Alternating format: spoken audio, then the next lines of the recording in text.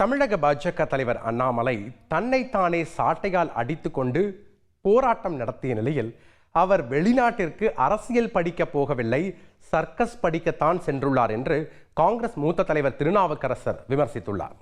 வெளிநாட்டுக்கு அரசியல் படிக்க போனதாக சொன்னார்கள். இப்போதான் தெரிகிறது அவர் சர்க்கஸ் படிக்க போயிருக்கிறார் என்று.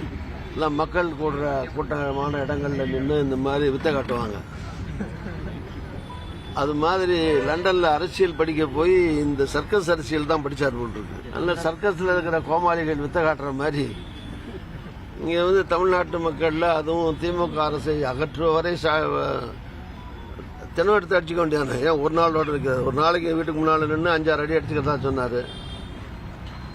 ஆட்சி அகற்றுவரை காலனி அழிய மாட்டேன், செருப்பு போட மாட்டேன்னு சொல்லிருக்காரு. ஆட்சி அகற்றுவரை தினம் அடிச்சுக்க வேண்டியதானே ஒரு 5-6 அடி. சும்மா விளையாட்டா சொல்றேன், பாவம் அடிச்சுக்க வேணாம். அவர் முதல் நாளே அடிச்சுக்க வேணாம்னு சொல்லுவேன்.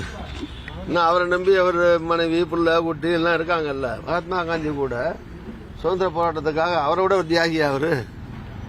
இது என்ன கிண்டலான கேலியான போராட்டமாக மக்கள் பார்ப்பார்களே தவிர சீரியஸ்னஸ் இல்லை. இது பாருங்க, தொலைக்காட்சிக்கு முன்னால 2 செருப்பை எடுத்து 1/2 மணி நேரம் காட்டிட்டு இருக்காரு.